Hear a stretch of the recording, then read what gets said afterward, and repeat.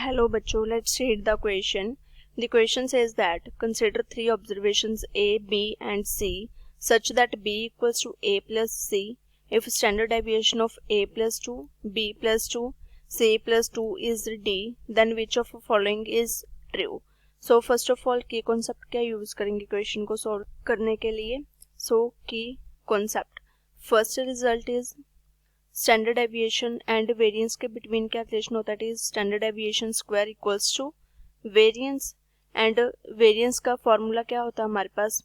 Variance it is equals to summation X I square where I goes to 1 to n divided by n minus mean square. So now इस key concept को use करके question को solve करते हैं. Statement में first of all observation से क्या given है हमारे पास A B and C. A, B and C इनके बीच रिलेशन क्या है. It is B equals to A plus C if standard deviation of these terms is D.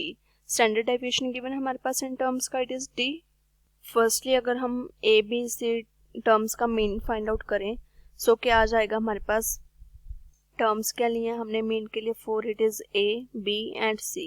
So it is equals to A plus B plus C upon total number of terms which is 3. So from here it is equals to statement में given था हमारे पास B equals to A plus C. So from here B plus B upon 3 आ जाएगा which is equals to 2B upon 3. Next statement में क्या given है हमारे पास.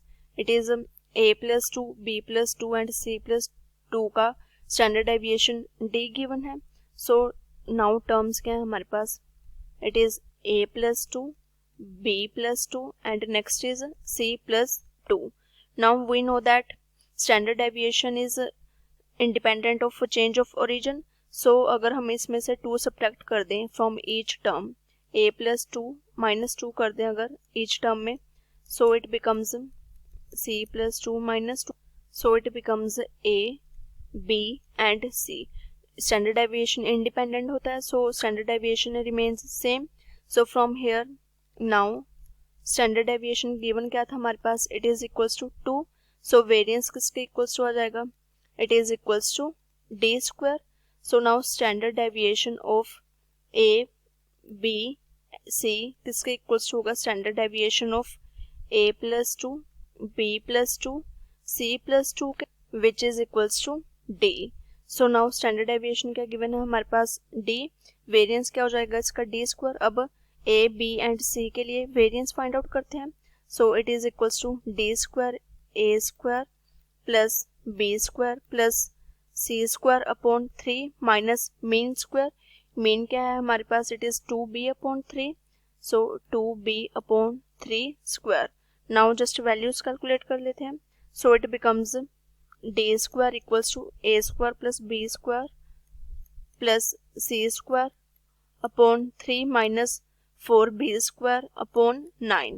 So from here it becomes, take LCM here, so it is 3 into a square plus b square plus c square minus 4b square. d square के equals to है, so from here it is 9d square equals to 3a square plus 3b square minus 4b square. It becomes minus b square plus 3c square. So from here it becomes b square equals to 3 common ले लेकर यहाँ से remaining terms a square plus c square minus 9d square. So a b c and d में relation आ गया हमारे पास. अब statement में अगर ऑप्शंस के साथ मैच करें so from given options option a which is b square equals to 3 times a square plus c square minus d square match हो रही है. So a option is the correct answer. I hope you all understand it well. Thank you.